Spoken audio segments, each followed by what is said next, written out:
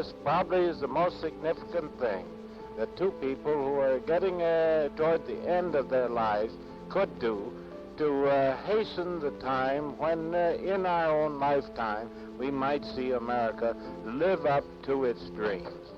We recruited the riders for the Freedom Ride by contacting all of our core chapters around the country. We were looking for a mix of black, white, young, middle-aged, older. We wanted to have one member of the clergy on the trip. The Freedom Rides were trying to say to America, we are a diverse country. Let's act like a diverse country where every part of the diversity is equal and it's treated equally.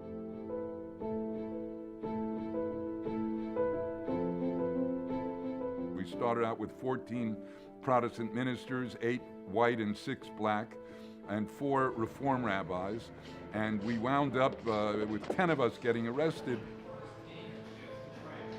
We cannot submit to immoral laws which demand that we separate racially. Nor can we conscientiously avoid entirely the situations in which these segregationist laws operate contrary to laws of the land.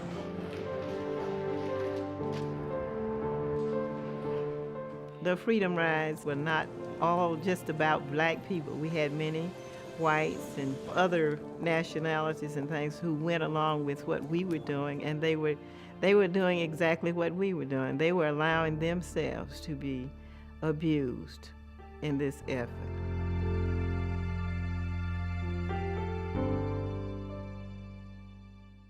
Part of the disbelief that people had around the country was the surprise in learning that just simple things like eating at a lunch counter at a bus station, if you did it interracially or if you went to the wrong waiting room, you could get beat up.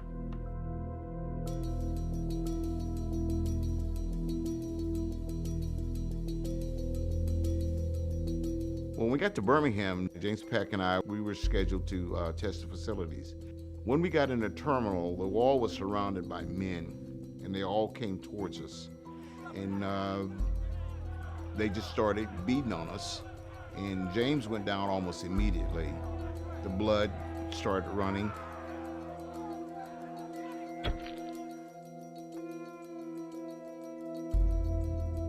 I felt a hard blow, and I was on the floor of the bus, face downward. Before long, somebody was on top of me, and then it seemed that we were both being kicked and pushed to the back of the bus. The Freedom Riders introduced the notion that there were whites who were as enraged as we were about racism and about segregation.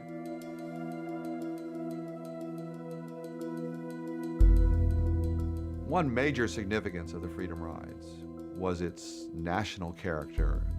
It was interracial, it was interregional, it was secular and religious.